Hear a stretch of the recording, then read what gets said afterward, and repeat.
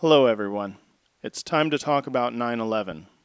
The damage that was done to the Pentagon on 9/11 has been changed by the Mandela Effect.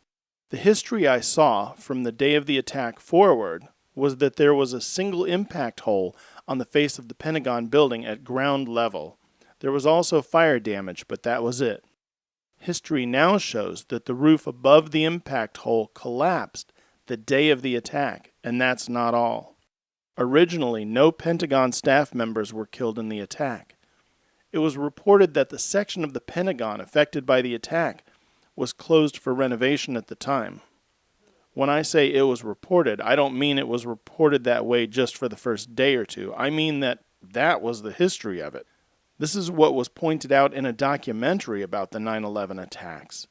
There were no Pentagon staff members in the part of the building that was hit due to renovation that was being done.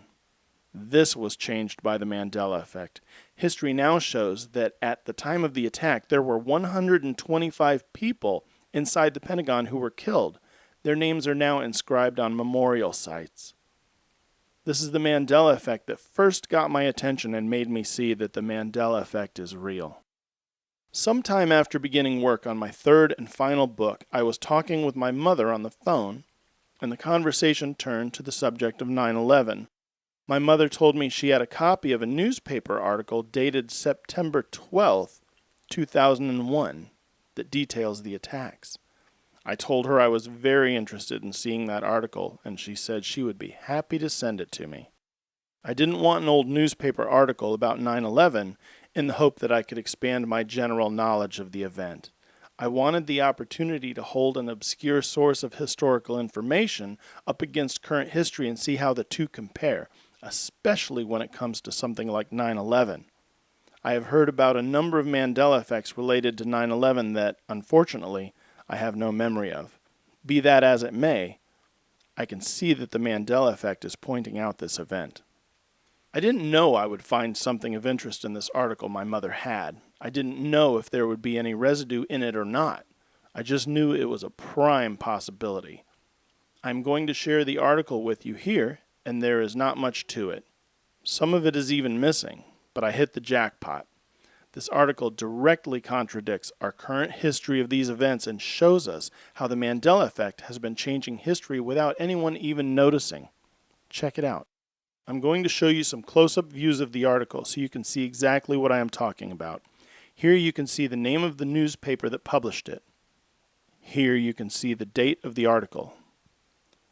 Now here's an interesting part of this article that was printed the day after 9/11. In the top right corner of this image, it says that the times listed are EDT, Eastern Daylight Time. Okay? That's important to know. Now part of this article is missing, but you can see in this image that there is no mention of Flight 77 hitting the Pentagon. That is strange because that happened at 9:37 a.m. Eastern Time, and this image lists events before and after 9:37 a.m. The attack on the Pentagon is not where it should be on this timeline. That's not all. Here's another part of the article. It says, 9:50 a.m., the North Tower of the World Trade Center collapses. 10:29 a.m., the South Tower of the World Trade Center collapses. But that's wrong. Here's what history now says. 9:59 a.m., the South Tower of the World Trade Center collapses. 10:28 a.m., the North Tower of the World Trade Center collapses. This timeline you see in this newspaper article was printed the day after the 9/11 strikes, but it got the time of each tower's collapse wrong, and it got them in the reverse order? That is not just off by a little. They must have gotten some of these massively significant events right, don't you think? Not so fast. Look at this. This isn't accurate either.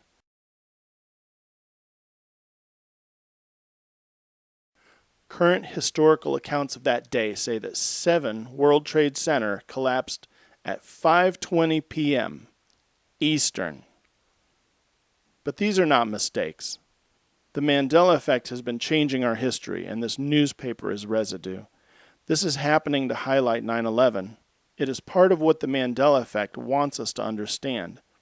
It should not have happened. Our world is not supposed to be a place where this kind of thing happens. There are some other interesting things about the events of 9/11 to take note of. You may see meaning in some of this, and you may not. In either case, I find it interesting, so I will share it with you. We looked at how the number 11 is being used by the Mandela Effect to describe the status of our world. When they were still standing, the Twin Towers actually looked like an enormous number 11. The towers were known as the World Trade Center, and the Mandela Effect is definitely speaking to us about our world. The builders constructing the Pentagon broke ground on September 11th, 1941. That's 60 years to the day before the Pentagon would be attacked. How curious. It is also interesting that a coincidence like this would point to the date the Pentagon's builders would happen to break ground, because break is the message we are going to discuss next. It is very much a part of our look at the meaning of world and 11.